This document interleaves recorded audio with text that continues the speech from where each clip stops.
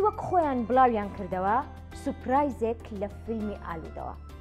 گۆرانی وەرەی هەردی سەلامی کە ماوەی 2 ساڵە هەوادارانی چاوەڕێیەکەن ئەم شەو کاژمێر 8 لە تیڤی و سەرجەم پلەتفۆرمە کۆمەڵایەتیەکان بڵاو دەبێتەوە. گۆرانی وەرە ئێستا بە شێوازی ڤیدۆ موزیک ئامادەیە.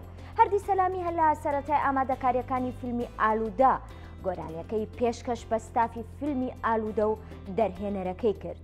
ڤیدۆ موزیکەکە سەرجەم دیمەنەکانی لە فیلمی ئالوودەوە وەرگیراوە کە لەلایەن ئیدیتێری بەتوانە کارزان حسێنەوە کاری مونتاژی بۆ کراوە و هەر لەلایەن سیروان محەممەدی دەرهێنەری فیلمی ئالوودە کاری دەرهێنان بۆ ئەم بەرهەمای هونەرمەند هەردی سەلامی کراوە.